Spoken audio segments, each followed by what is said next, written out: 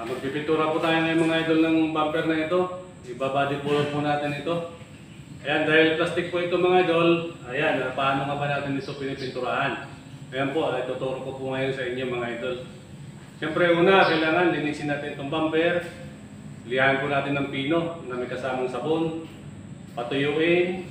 Tapos, bubugahan po natin ng plastic primer. Ay, ipapakita ko po sa inyo mga idol kung paano ito ginagawa. Ay, bago po tayo magsimula mga idol, lihain po muna natin ito ng 600. Ito po ay naliha ko na po ito mga idol. Uulitin lang po natin para makita niyo po kung paano ito ginagawa. Yan, kailangan po may sabon para po ay malinis talaga siya.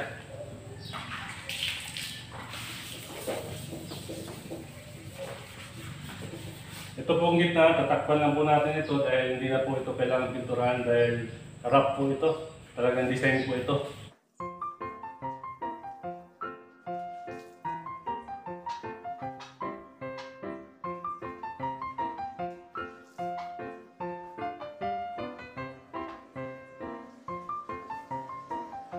Ayan po, tapos na po natin ito malihan ng 600 na may sabon.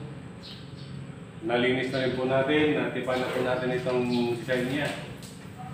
Kailangan po, pupunasan po natin ito ng solvent napta kung meron sana tayo mga idol. Kailang wala tayo, thinner na lang po, pwede na po natin gamitin para dito.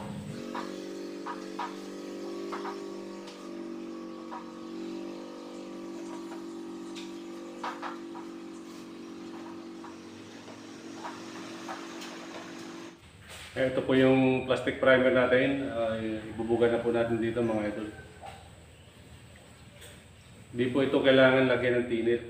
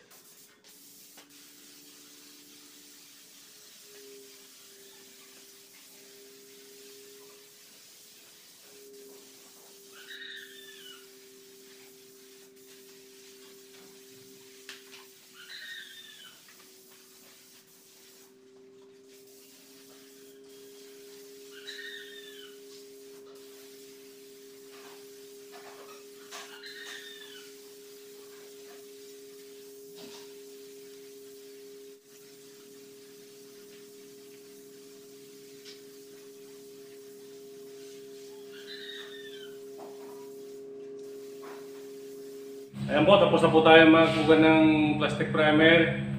Susunod naman po natin ay strip filler o ultra primer.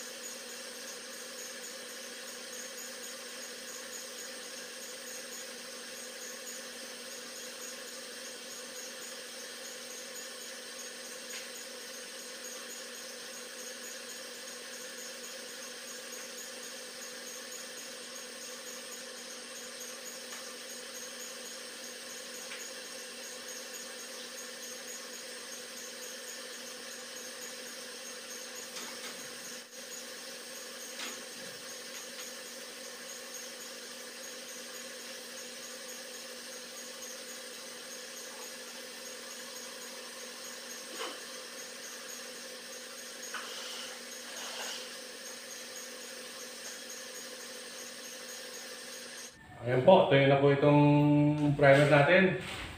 Ulihain lang po natin ito ng 400, saka banlawan po natin ng 600 para makapagkulay na po tayo.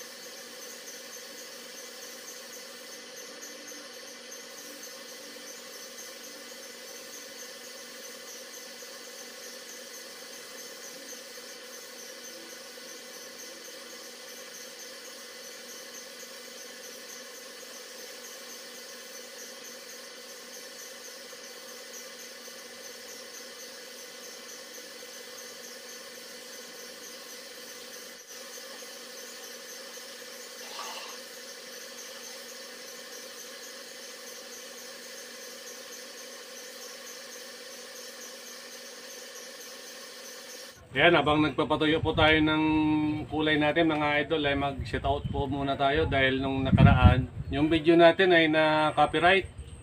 Tapos na-delete pa, kaya ulitin po natin yung isa-shoutout natin. Ay, shoutout po kay Bong Ninyomi. Shoutout din kay Chris Garage. Ganun din po kay 2G Spin Take sa Bicol po. At saka kay Rodelio Garcia. Ayan, shoutout po sa inyo at shoutout po sa inyong lahat mga idol.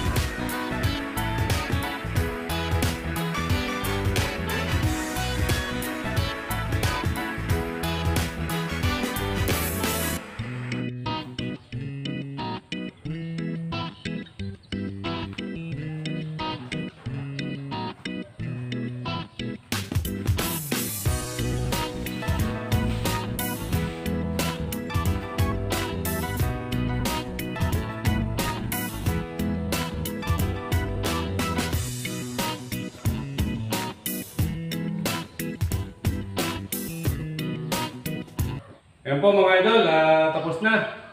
Tips ko lang po ito mga idol sa inyo kung paano ba tayo magpintura ng plastic na bumper. Ayan po, maraming salamat po mga idol.